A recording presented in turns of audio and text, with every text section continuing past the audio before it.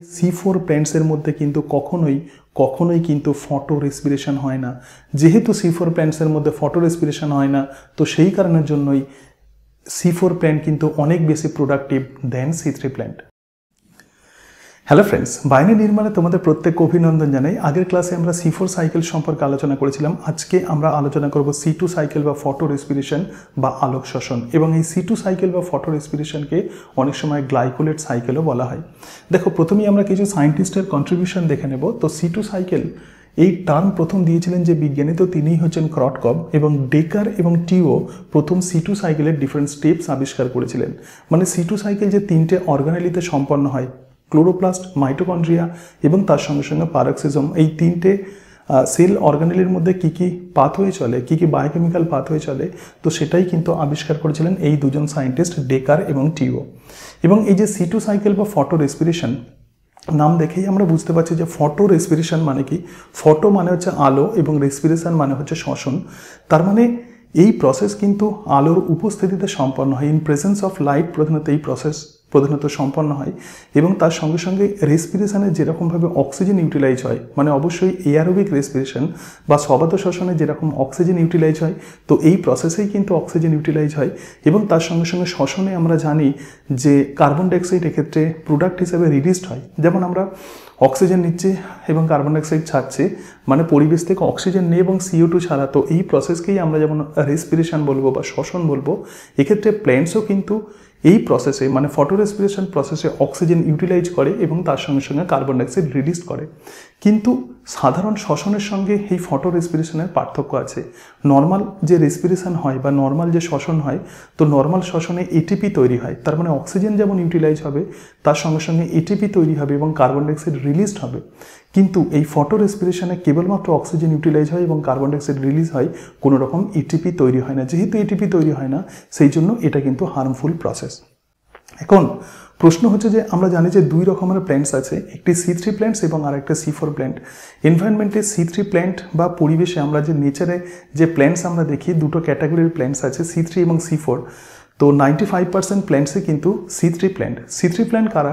যাদের ক্ষেত্রে কেলভিন সাইকেলে প্রথম কার্বনযুক্ত যে স্টেবল কম্পাউন্ড তৈরি হয়, তো তার নাম হচ্ছে ফসফোগ্লিসারিক অ্যাসিড।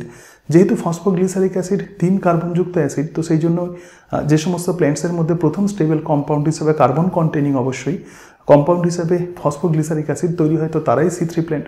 আবার মাত্র 5% প্ল্যান্ট, যেমন সুগার কেন আছে, মেইজে আছে, মানে আখ আছে, ভুট্টা আছে, তো এই টাইপের যে প্ল্যান্টস, প্রথমত 5% প্ল্যান্ট, তো তাদের ক্ষেত্রে কেলভিন সাইকেলে প্রথম যে স্টেবল কার্বনযুক্ত কম্পাউন্ড তৈরি হয় তার নাম হচ্ছে অক্সালো অ্যাসিটিক অ্যাসিড। এবং যেহেতু অক্সালো অ্যাসিটিক অ্যাসিড 4 কার্বনযুক্ত, সেই জন্য এই সমস্ত প্ল্যান্টসগুলোকে আমরা বলবো C4 প্ল্যান্টস। C4 প্ল্যান্ট কিন্তু হাই টেম্পারেচার টলারেবল হয়, কিন্তু ঘটনা হচ্ছে C3 প্ল্যান্টসের তুলনায় C4 প্ল্যান্ট অনেক বেশি প্রোডাক্টিভ। কারণ এই ফটো রেসপিরেশন বা আলোক শ্বসন, যেটা তোমাদের বলছিলাম যে হার্মফুল প্রসেস, যেহেতু এক্ষেত্রে কোনো রকম এটিপি তৈরি হয় না, সেই জন্য এটা হার্মফুল প্রসেস। কিন্তু এই C4 প্ল্যান্টসের মধ্যে কিন্তু কোনো রকম কিন্তু এই ফটো রেসপিরেশন হয় না। এই ফটো রেসপিরেশন কেবলমাত্র তাহলে কোন প্ল্যান্টসে হয়? C3 প্ল্যান্টসের মধ্যে হয়, এবং সেই জন্যই C3 প্ল্যান্ট কিন্তু লেস প্রোডাক্টিভ। তাহলে C4 প্ল্যান্ট অনেক বেশি প্রোডাক্টিভ, কারণ C4 প্ল্যান্টসের মধ্যে কোনো রকম ফটো রেসপিরেশন হয় না। আমি একটু লেখার চেষ্টা করছি, this is very very important point. অনেক সময় আমাদের মধ্যে কনফিউশন হয়। দেখো, তাহলে ফটো রেসপিরেশন কিন্তু not seen in C4 plant. তো C4 প্ল্যান্টে কিন্তু কখনোই ফটো রেসপিরেশন দেখা যায় না। তো এই ফটো রেসপিরেশন বা আলোক শ্বসন কিন্তু অপোজিট অফ ফটোসিনথেসিস, মানে সালোক সংশ্লেষের বিপরীত। সালোক সংশ্লেষ পদ্ধতিতে যেখানে কার্বন ডাইঅক্সাইড ইউটিলাইজ হয় এবং অক্সিজেন যেক্ষেত্রে রিলিজ হয়, কিন্তু ফটো রেসপিরেশন পদ্ধতিতে অক্সিজেন ইউটিলাইজ হবে এবং কার্বন ডাইঅক্সাইড এক্ষেত্রে কিন্তু রিলিজড হবে, রাইট? এবং সেই কারণের জন্যই এই ফটো রেসপিরেশন প্রসেস কিন্তু একদম ফটোসিনথেসিস বা আলোক শ্বসনের বিপরীত প্রসেস। এবং তার সাথে সাথে দেখো, ফটো রেসপিরেশন পদ্ধতিতে, একটু আমি এদিকে সরিয়ে দিচ্ছি এটা, ওকে। তো ফটো রেসপিরেশন পদ্ধতিতে প্রধানত টেম্পারেচার অনেক বেশি হয় এবং লাইট ইন্টেন্সিটি অনেক বেশি লাগে। অর্থাৎ C3 প্ল্যান্ট যে ফটো রেসপিরেশন করে, তাহলে C3 প্ল্যান্ট তখনই ফটো রেসপিরেশন করবে যখন টেম্পারেচার, এনভায়রনমেন্টের টেম্পারেচার যখন অনেক বেশি হবে এবং লাইটের ইন্টেন্সিটি যখন অনেক বেশি হবে, তো তখনই কিন্তু C3 প্ল্যান্ট এই ফটো রেসপিরেশন বা আলোক শ্বসন করে। তো প্রথমে আমরা স্টেপ বাই স্টেপ কিছু ইনফরমেশন আমরা নিয়ে নেব এবং তারপরে একদম এই C2 সাইকেল বা ফটো রেসপিরেশন বা গ্লাইকোলিট সাইকেলের আমরা বায়োকেমিক্যাল প্রসেস দেখব। দেখো, তো প্রথমেই আমরা যেটা দেখব সেটা হচ্ছে যে ফটো রেসপিরেশন এবং তার সঙ্গে সঙ্গে নর্মাল রেসপিরেশনের মধ্যে কি পার্থক্য। দেখো, রেসপিরেশনে প্রধানত একটি সেলুলার অর্গানেলি এক্ষেত্রে ইনভলভড হয়, তাহলে এক্ষেত্রে অনলি মাইটোকন্ড্রিয়া। তো কেবলমাত্র মাইটোকন্ড্রিয়ার মধ্যেই কিন্তু এই রেসপিরেশন সম্পন্ন হয়, কিন্তু ফটো রেসপিরেশন 3টে অর্গানেলির মধ্যে হয়। সুতরাং ফটো রেসপিরেশন বা আলোক শ্বসন এক্ষেত্রে 3টে অর্গানেলি ইনভলভ হয়, মানে 3টে কোষীয় অর্গানেলি রাইট। তো 3টে সেলুলার অর্গানেলি এক্ষেত্রে ইনভলভ হয়। একটি হচ্ছে ক্লোরোপ্লাস্ট, তাহলে ক্লোরোপ্লাস্টের মধ্যে ক্লোরোপ্লাস্ট যেমন এক্ষেত্রে এই ফটো রেসপিরেশন প্রসেসে ইনভলভ হয়, তার সঙ্গে সঙ্গে পারঅক্সিজম এবং মাইটোকন্ড্রিয়া, রাইট। নেক্সট, রেসপিরেশন পদ্ধতিতে এটিপি তৈরি হয়। সো এটিপি জেনারেটেড, এক্ষেত্রে এটিপি কিন্তু রেসপিরেশন পদ্ধতিতে তৈরি হয়, কিন্তু ফটো রেসপিরেশন পদ্ধতিতে কোনো এটিপি কিন্তু তৈরি হয় না। এবং যেহেতু কোনো এটিপি তৈরি হয় না, সেই জন্য এই ফটো রেসপিরেশন কিন্তু wasteful process. So this is wasteful process. এবং যেহেতু এক্ষেত্রে কোনো রকম এটিপি তৈরি হয় না, তো সেই কারণের জন্য C3 প্ল্যান্ট লেস প্রোডাক্টিভ হয়। So C3 plants less productive than C4 plants. তো প্রোডাকশনের দিক দিয়ে যদি আমরা দেখি, মানে কার্বন কন্টেনিং মেটেরিয়ালস যদি আমরা দেখি, কার্বোহাইড্রেট যদি আমরা দেখি, তাহলে C3 প্ল্যান্ট কিন্তু C4 প্ল্যান্টের তুলনায় লেস প্রোডাক্টিভ হয়, রাইট। এটা কিন্তু খুব গুরুত্বপূর্ণ। So they are less productive. তো এটাই হচ্ছে মেন প্রসেস। এছাড়া রেসপিরেশন পদ্ধতিতে যেমনভাবে অক্সিজেন ইউটিলাইজ হয়, তো ফটো রেসপিরেশনেও কিন্তু অক্সিজেন ইউটিলাইজ হয়। কার্বন ডাইঅক্সাইড যেমন রিলিজড হয়, তো ফটো রেসপিরেশনেও কিন্তু CO2 রিলিজড হয়। দেখো, ফটো রেসপিরেশন কিন্তু কন্ট্রোল করে রুবিস্কো এনজাইম। তো রুবিস্কো আমরা প্রত্যেকেই জানি এটা হচ্ছে most abundant protein in our biosphere. তাহলে পৃথিবীতে যত প্রোটিন পাওয়া যায়, তো তার মধ্যে সবথেকে বেশি যে প্রাপ্ত যে প্রোটিন, তো সেটাই হচ্ছে রুবিস্কো। এবং রুবিস্কো এর নাম আমরা জানি যে রাইবিউলোজ। সো রুবিস্কো মানে হচ্ছে রাইবিউলোজ বিসফসফেট কার্বক্সিলেজ অর অক্সিজেনেস। দেখো, রুবিস্কোকে আমরা বলবো ডুয়েল এনজাইম। তো কেন রুবিস্কোকে ডুয়েল এনজাইম বলা হয়, তাহলে একটু আমি লেখার চেষ্টা করছি। দেখো, so rubisco is called as dual enzyme. তাহলে এটা কিন্তু ডুয়েল এনজাইম হিসেবে কাজ করে। তার মানে রুবিস্কো এনজাইম অক্সিজেনের সঙ্গেও যেমন রিয়্যাক্ট করবে, সো অক্সিজেনকেও এর সঙ্গেও যেমন রিয়্যাক্ট করে, এবং তার সঙ্গে সঙ্গে কার্বন ডাইঅক্সাইডের সঙ্গেও এই রুবিস্কো এনজাইম কিন্তু রিয়্যাক্ট করে। যখন অক্সিজেনের সঙ্গে রুবিস্কো এনজাইম রিয়্যাক্ট করে, তখন তাকে আমরা বলবো অক্সিজেনেজ। তাহলে অক্সিজেনের সঙ্গে যখন সেটা ফাংশন করছে, তো তখনই এই রুবিস্কো অক্সিজেনেজ হিসাবে ফাংশন করে। আবার যখন CO2কে যখন রুবিস্কো এনজাইম ইউটিলাইজ করে, তখন এটা কিন্তু কার্বক্সিলেজ হিসাবে ফাংশন করে। যেহেতু রুবিস্কো এনজাইম অক্সিজেন এবং কার্বন ডাইঅক্সাইড এই দুটো গ্যাসের সঙ্গে রিয়াকশন করে, এবং সেই কারণের জন্যই মোস্ট প্রবাবলি পৃথিবীতে এই রুবিস্কো এনজাইম কিন্তু অনেক বেশি অ্যাবান্ডেন্ট থাকে, মানে অনেক বেশি এই প্রোটিনকে আমরা পাই। এখন রুবিস্কো এনজাইম প্রধানত যখন কার্বক্সিলেজ হিসেবে কাজ করে, তখন কিভাবে কাজ করে দেখো। তাহলে রুবিস্কো এনজাইম যখন CO2 এর সঙ্গে কাজ করবে, তখন কিভাবে কাজ করে দেখো। তাহলে রুবিস্কো আমরা জানি যে কেলভিন সাইকেলে CO2 এর সঙ্গে প্রধানত RUBP-কে যুক্ত করে, এবং যুক্ত করে এক্ষেত্রে 3-ফসফোগ্লিসারিক অ্যাসিড তৈরি করে। এবং এই 3-ফসফোগ্লিসারিক অ্যাসিড যেহেতু 3টে কার্বন থাকে, তার মানে এটা C3 সাইকেল সম্পন্ন করতে হেল্প করবে। তো এই জায়গাতে তাহলে রুবিস্কো এনজাইম কাজ করছে, এবং এই রুবিস্কো কিন্তু কার্বক্সিলেজ হিসাবে কাজ করছে তখন। আবার রুবিস্কো এনজাইম যখন অক্সিজেনেজ হিসাবে কাজ করে, কিভাবে কাজ করে দেখো। সো রুবিস্কো এনজাইম এক্ষেত্রে RUBP মানে পাতার কোষে যে RUBP থাকে, RUBPর সঙ্গে যখন অক্সিজেনকে যুক্ত করে, তখন রুবিস্কো এনজাইম কিন্তু অক্সিজেনেজ হিসাবে কাজ করে। এবং ফটো রেসপিরেশনে রুবিস্কো এনজাইম অক্সিজেনেজ হিসাবেই মেনলি কিন্তু ফাংশন করে। এবং তার ফলে যেমন ফসফোগ্লিসারিক অ্যাসিড যেমন তৈরি হয়, এবং এর সাথে সাথে ফসফোগ্লাইকোলিক অ্যাসিডও তৈরি হয়, এবং এই ফসফোগ্লাইকোলিক অ্যাসিডের এবার এই যে তিনটে ডিফারেন্ট অর্গানেলি বললাম, ক্লোরোপ্লাস্ট, মাইটোকন্ড্রিয়া এবং তার সঙ্গে সঙ্গে পারক্সিজম, এই তিনটে অর্গানেলের মধ্যে এই ফসফোগ্লাইকোলিক অ্যাসিডের ফার্দার চেঞ্জেস ঘটে। এবং এই ফসফোগ্লাইকোলিক অ্যাসিড যেহেতু 2 কার্বনযুক্ত অ্যাসিড, তো সেই জন্যই এই যে সাইকেল, তো এই সাইকেলকে আমরা বলবো C2 সাইকেল। ওকে, তাহলে C2 সাইকেল বা ফটো রেসপিরেশন সম্পর্কে আমরা একটা বেসিক আইডিয়া পেলাম। তো এরপরে আমরা যেটা দেখব যে ফটো রেসপিরেশন প্রধানত তিনটে যে অর্গানেলি ইনভলভ হয় ফটো রেসপিরেশনে, ক্লোরোপ্লাস্ট, মাইটোকন্ড্রিয়া এবং তার সঙ্গে সঙ্গে পারক্সিজম, এই তিনটে অর্গানেলির মধ্যে কোন কোন বায়োকেমিক্যাল প্রসেস চলে একটু দেখো।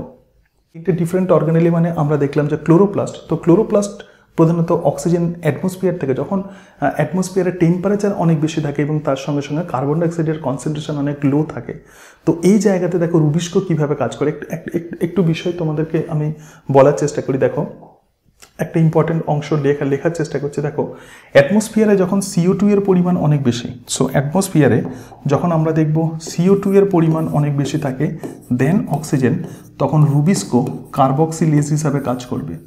তখন রুবিস্কো কিন্তু কার্বক্সিলেজ হিসাবে কাজ করবে এবং এই সময় কিন্তু C3 সাইকেল হবে, রাইট? এবং এই সময় কিন্তু C3 সাইকেল হবে। সেকেন্ড, যখন CO2 যখন অক্সিজেনের সঙ্গে যখন সমান হয়ে যায়, তখনও কিন্তু রুবিস্কো কার্বক্সিলেজ হিসাবে কাজ করবে। ওকে, কারণ এবং এটাও কিন্তু এই প্রসেসও কিন্তু C3 সাইকেলে হেল্প করে। তাহলে তিনটে কন্ডিশন হতে পারে। নাম্বার 1, CO2 এর পরিমাণ অক্সিজেনের থেকে বেশি হতে পারে অ্যাটমসফিয়ারে। কার্বন ডাইঅক্সাইডের পরিমাণ যখন অ্যাটমসফিয়ারে অক্সিজেনের থেকে বেশি হয়, তখন রুবিস্কো এনজাইম কার্বক্সিলেজ হিসেবে কাজ করে এবং তার ফলে C3 সাইকেল সম্পন্ন হয়। আবার কার্বন ডাইঅক্সাইড যখন অক্সিজেনের সঙ্গে সমান হয়ে যায়, তখন রুবিস্কো এনজাইম কার্বক্সিলেজ হিসেবে কাজ করে এবং তার ফলেও কিন্তু C3 সাইকেল সম্পন্ন হয়। কিন্তু ঘটনা হচ্ছে, যখন অক্সিজেনের পরিমাণ যখন এক্ষেত্রে CO2 এর থেকে যখন বেশি হয়ে যায়, তখন রুবিস্কো কিন্তু অক্সিজেনেজ হিসাবে কাজ করবে। তখন রুবিস্কো অক্সিজেনেজ হিসাবে কাজ করে এবং এই রকম কন্ডিশনে রুবিস্কো যখন অক্সিজেনেজ হিসাবে কাজ করে, তখন কি ঘটনা ঘটে? তখন যে ঘটনাটা ঘটে সেটা হচ্ছে যে RUBP, দেখো RUBP এই সময় অক্সিজেনের সঙ্গে যুক্ত হবে, RUBP অক্সিজেনের সঙ্গে যুক্ত হবে এবং তার ফলে কি তৈরি হবে? তার সঙ্গে সঙ্গে phosphoglyceric acid plus phosphoglycolic acid, so phosphoglycolic acid, এবং এই ফসফোগ্লাইকোলিক অ্যাসিড হচ্ছে 2 কার্বনযুক্ত, সেই জন্যই এটা হলো C2 সাইকেল। একটা বিষয় আরও একটা ইম্পর্টেন্ট ইনফরমেশন দিই যে রুবিস্কো এনজাইমের কিন্তু হায়ার এফিনিটি থাকে কার্বন ডাইঅক্সাইডের প্রতি দেন অক্সিজেন, এবং সেই কারণের জন্যই যখন O2 এবং CO2 এর কনসেন্ট্রেশন যখন অ্যাটমসফিয়ারে সমান হয়ে যায়, তখন কিন্তু রুবিস্কো কার্বক্সিলেজ এনজাইম হিসাবে কাজ করে। তো এবার আমরা যেটা দেখবো সেটা হচ্ছে যে বায়োকেমিক্যাল প্রসেস। একটু দেখো, বায়োকেমিক্যাল প্রসেস মানে তিনটে যে ডিফারেন্ট অর্গানেলি আছে, তো এই তিনটে ডিফারেন্ট অর্গানেলির মধ্যে কিভাবে এই টোটাল প্রসেস চলে। তো প্রথমেই আমরা দেখতে পাচ্ছি যে ক্লোরোপ্লাস্ট, তো ক্লোরোপ্লাস্টে তাহলে অ্যাটমসফিয়ারে যখন অক্সিজেনের পরিমাণ অনেক বেশি আছে, সুতরাং এই জায়গাতে দেখো O2 এর পরিমাণ বেশি আছে, তাহলে ক্লোরোপ্লাস্টের মধ্যে RUBP থাকে, মানে রাইবিউলোজ বিসফসফেট থাকে, এবং এই রাইবিউলোজ বিসফসফেট কিন্তু 5 কার্বনযুক্ত। তো যাই হোক, এক্ষেত্রে রাইবিউলোজ বিসফসফেট আছে, তাহলে অক্সিজেন RUBPর সঙ্গে যুক্ত হয় এবং RUBPর সঙ্গে যখন যুক্ত হবে, তখন ফসফোগ্লিসারিক অ্যাসিড তৈরি হবে এবং ফসফোগ্লাইকোলিক অ্যাসিড তৈরি হবে। তাহলে এই জায়গাতে দেখো ফসফোগ্লিসারিক অ্যাসিড এবং ফসফোগ্লাইকোলিক অ্যাসিড তৈরি হবে। একটু যদি আমরা কার্বন নাম্বার যদি আমরা দেখি, তাহলে টোটাল বিষয়টা কেমন হবে একটু আমরা দেখে নিই, তাহলে সমগ্র অংশটা আমাদের কাছে একদম ক্লিয়ার হয়ে যাবে। ওকে, তাহলে দেখো RUBPতে প্রধানত 5টি কার্বন থাকে, তো আমরা জানি যে RUBPতে 5টা কার্বন থাকে, সুতরাং এটা হচ্ছে 5 কার্বন। কিন্তু অক্সিজেনে তো কোনো আর কার্বন থাকে না, তাহলে 5 কার্বনের সঙ্গে মানে RUBPর সঙ্গে যখন অক্সিজেন যুক্ত হচ্ছে, তখন ফসফোগ্লিসারিক অ্যাসিড তৈরি হচ্ছে যেটা 3 কার্বনযুক্ত। আবার দেখো ফসফোগ্লাইকোলিক অ্যাসিড তৈরি হচ্ছে, এটা কিন্তু 2 কার্বনযুক্ত। তাহলে RUBPর মধ্যে যে 5টা কার্বন ছিল, সেই 5টা কার্বন এইভাবে প্রধানত ব্রেকআপ হয়ে যায়, 3 কার্বনযুক্ত ফসফোগ্লিসারিক অ্যাসিড এবং 2 কার্বনযুক্ত ফসফোগ্লাইকোলিক অ্যাসিড তৈরি হয়। এবং এই ফসফোগ্লাইকোলিক অ্যাসিড এবার শুধু গ্লাইকোলিক অ্যাসিডে পরিণত হয় ক্লোরোপ্লাস্টিডের মধ্যে, এবং যে গ্লাইকোলিক অ্যাসিড যেটা তৈরি হলো, এই গ্লাইকোলিক অ্যাসিড এবার যে অর্গানেলির মধ্যে যায়, তো সেই অর্গানেলির নাম হচ্ছে পারক্সিজম। তাহলে পারক্সিজমের মধ্যে কি ঘটনা ঘটে দেখো, সুতরাং এক্ষেত্রে আমরা যে অর্গানেলি দেখতে পাচ্ছি, সো দিস ইজ পারঅক্সিজম।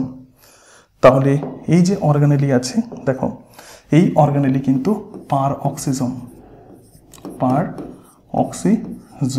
রাইট? তো পারঅক্সিজমের মধ্যে তাহলে ক্লোরোপ্লাস্ট থেকে গ্লাইকোলিক অ্যাসিড পারঅক্সিজমের মধ্যে ঢুকে গেল এবং এই জায়গাতে মানে পারঅক্সিজমের এই অংশেও কিন্তু অক্সিজেন ইউটিলাইজ হবে। তাহলে দুটো জায়গাতে অক্সিজেন ইউটিলাইজ হবে, ক্লোরোপ্লাস্ট এবং তার সঙ্গে সঙ্গে পারঅক্সিজমে। তো পারঅক্সিজমে এই গ্লাইকোলিক অ্যাসিড এবার গ্লাইঅক্সালিক অ্যাসিডে পরিণত হয়। যখন গ্লাইঅক্সালিক অ্যাসিডে পরিণত হয় তখন হাইড্রোজেন পারঅক্সাইড রিলিজড হয় এবং এই হাইড্রোজেন পারঅক্সাইড ভেঙে যায় এবং ভেঙে গিয়ে জল তৈরি হয়। আমরা প্রত্যেকেই জানি যে রেসপিরেশন পদ্ধতিতে প্রধানত ওয়াটার তৈরি হয়, তাহলে এক্ষেত্রেও কিন্তু জল বাই প্রোডাক্ট হিসাবে তৈরি হয়। এবং এই গ্লাইঅক্সালিক অ্যাসিড যেটা তৈরি হলো, এই গ্লাইঅক্সালিক অ্যাসিড এরপরে গ্লাইসিনে পরিণত হয়। গ্লাইসিন হলো এক রকমের অ্যামাইনো অ্যাসিড, তাহলে গ্লাইসিনে পরিণত হয়। এরপরে এই গ্লাইসিন মাইটোকন্ড্রিয়ার মধ্যে চলে যায়। দেখো এরপরে গ্লাইসিন মাইটোকন্ড্রিয়ার মধ্যে চলে যাবে। তো মাইটোকন্ড্রিয়ার মধ্যে কিভাবে গ্লাইসিনের চেঞ্জেস হবে একটু দেখে নাও। তো মাইটোকন্ড্রিয়ার মধ্যে যখন গ্লাইসিন চলে যায় তখন দুই অণু গ্লাইসিন পরস্পরের সঙ্গে যুক্ত হয়ে যেটা তৈরি করে, তো তার নাম হচ্ছে সেরিন। তাহলে গ্লাইসিন এবং সেরিন এই দুই ধরনের অ্যামাইনো অ্যাসিড তৈরি হয় এবং গ্লাইসিন থেকে যখন সেরিন তৈরি হয় তখন অ্যামোনিয়া রিলিজড হয় এবং তার সঙ্গে সঙ্গে কার্বন ডাইঅক্সাইড রিলিজড হয়। সুতরাং এই জায়গাতে দেখো রেসপিরেশনে আমরা জানি যে CO2 রিলিজড হয়, তাহলে এক্ষেত্রেও CO2 রিলিজ হয়। তাহলে রেসপিরেশনে অক্সিজেন ইউটিলাইজ হবে এবং কার্বন ডাইঅক্সাইড রিলিজড হবে। সুতরাং ফটো রেসপিরেশনেও কিন্তু আমরা দেখছি অক্সিজেন ইউটিলাইজ হচ্ছে এবং কার্বন ডাইঅক্সাইড রিলিজড হচ্ছে। এরপরে এই যে সেরিন যেটা তৈরি হচ্ছে, তাহলে দেখো এই প্রসেস কিন্তু হচ্ছে কোথায়? So this is mitochondria. তো তিনটে সেলুলার অর্গানেলির মধ্যে ফটো রেসপিরেশন হয়, ক্লোরোপ্লাস্ট, মাইটোকন্ড্রিয়া এবং পারঅক্সিজম। তো মাইটোকন্ড্রিয়ার মধ্যে যে সেরিন তৈরি হয়, তো সেই মাইটোকন্ড্রিয়ার মধ্যে উৎপন্ন সেরিন আবার কিন্তু পারঅক্সিজমের মধ্যে ঢুকে যায় এবং তার ফলে যেটা তৈরি হয় সেটা হচ্ছে হাইড্রক্সি পাইরুভিক অ্যাসিড। তাহলে সেরিন যেটা পারঅক্সিজমের মধ্যে ঢুকলো এবং এই সেরিন থেকে তৈরি হবে হাইড্রক্সি পাইরুভিক অ্যাসিড এবং এই হাইড্রক্সি পাইরুভিক অ্যাসিড এরপর গ্লিসারিক অ্যাসিডে পরিণত হয় এবং গ্লিসারিক অ্যাসিড যখন তৈরি হয় এই সময় কিন্তু NADH2 ইউটিলাইজ হয়। তাহলে দেখো প্রধানত লাইট রিয়াকশানে যে NADH2 যেটা তৈরি হয়েছিল, তো সেটা কিন্তু ইউটিলাইজ হয়। সুতরাং কোনো তো এটিপি তো তৈরি হচ্ছেই না, প্লাস তার সঙ্গে সঙ্গে NADH2 কিন্তু ইউটিলাইজ হয়ে যাচ্ছে। তো NADH2 এক্ষেত্রে এই হাইড্রক্সি পাইরুভিক অ্যাসিডকে গ্লিসারিক অ্যাসিডে পরিণত করে। এই যে গ্লিসারিক অ্যাসিড যেটা তৈরি হলো, এরপরে এই গ্লিসারিক অ্যাসিড আবার ক্লোরোপ্লাস্টের মধ্যে ঢুকে যায়। দেখো গ্লিসারিক অ্যাসিড এরপর আমরা দেখছি যে ক্লোরোপ্লাস্টের মধ্যে ঢুকে গেছে এবং ক্লোরোপ্লাস্টের মধ্যে ঢুকে গিয়ে এটা ফসফোগ্লিসারিক অ্যাসিডে পরিণত হয় এবং এই সময় কিন্তু ATP লাগে। তাহলে এই জায়গাতে আমরা দেখতে পাচ্ছি যে ATP ইউটিলাইজ হচ্ছে এবং তার ফলে ফসফোগ্লিসারিক অ্যাসিড তৈরি হচ্ছে। আবার যখন CO2 এর লেভেল যখন আবার বেড়ে যাবে অ্যাটমসফিয়ারে, তখন এই ফসফোগ্লিসারিক অ্যাসিড পুনরায় কিন্তু C3 সাইকেলে এন্ট্রি নেবে, রাইট? তো এটাই হচ্ছে প্রধানত ফটো রেসপিরেশনের বিভিন্ন বায়োকেমিক্যাল প্রসেস। তাহলে ফটো রেসপিরেশন হার্মফুল প্রসেস এবং তার সঙ্গে সঙ্গে C3 প্ল্যান্টসের মধ্যে যেহেতু এটা হয় যখন ইন্টেন্সিটি, লাইট ইন্টেন্সিটি অনেক যখন বেশি থাকে এবং অক্সিজেন লেভেল যদি কোনোভাবে অ্যাটমসফিয়ারে যদি বেড়ে যায়, তখন এই C3 প্ল্যান্ট কিন্তু ফটো রেসপিরেশন ঘটায় এবং যেহেতু ফটো রেসপিরেশনে কোনো রকম ATP তৈরি হয় না, তো সেই কারণের জন্য এটা কিন্তু হার্মফুল প্রসেস। অক্সিজেন ইউটিলাইজ হবে, কার্বন ডাইঅক্সাইড রিলিজড হবে, but no ATP will be synthesized during this process, and for this reason this is known as a wasteful or harmful process in C3 plants. কিন্তু কখনো কখনো এটা কিছু বেনিফিশিয়ালের effect আছে। সেটা হচ্ছে যে কিছু ইম্পর্টেন্ট অ্যামাইনো অ্যাসিড তৈরি হয়, যেমন গ্লাইসিন, সেরিন অ্যামাইনো অ্যাসিড তৈরি হয়। এছাড়া প্রচণ্ড লাইট যদি কোনোভাবে তীব্রভাবে লাইট যদি প্ল্যান্টসের মধ্যে পড়ে, অনেক সময় ক্লোরোফিল ভেঙে যেতে পারে, মানে ক্লোরোফিলের এক্ষেত্রে ফটো অক্সিডেশন হতে পারে। তো এই ফটো রেসপিরেশন প্রসেস এই ফটো রেসপিরেশনকে কিন্তু প্রিভেন্ট করে। এবং মনে রাখবে C4 প্ল্যান্টসের মধ্যে কিন্তু কখনোই কিন্তু ফটো রেসপিরেশন হয় না। যেহেতু C4 প্ল্যান্টসের মধ্যে ফটো রেসপিরেশন হয় না, তো সেই কারণের জন্যই C4 প্ল্যান্ট কিন্তু অনেক বেশি প্রোডাক্টিভ দেন C3 প্ল্যান্ট। আরও একটা বায়োকেমিক্যাল প্রসেস তোমাদের পড়তে হবে এবং সেটি হলো ক্রাসুলেসিয়ান অ্যাসিড মেটাবলিজম। তো ক্রাসুলেসিয়ান অ্যাসিড মেটাবলিজম প্রধানত ক্যাকটাস এবং তার সঙ্গে সঙ্গে কেলানকই, তার সঙ্গে সঙ্গে ব্রায়োফাইলাম, এই সমস্ত যেগুলো সাকুলেন্ট জেরোফাইট আছে, মানে রসালো যেসব জেরোফাইট আছে, মরু উদ্ভিদ আছে, তো তাদের মধ্যে প্রধানত এই ক্রাসুলেসিয়ান অ্যাসিড মেটাবলিজম চলে। তো পরের দিন আমরা ক্যাম্প পাথওয়ে নিয়ে আলোচনা করব। আজকে তাহলে এই পর্যন্তই। আশা করি তোমরা ফটো রেসপিরেশন ভালোভাবে বুঝতে পেরেছো। সকলে ভালো থেকো। So thank you and that's it.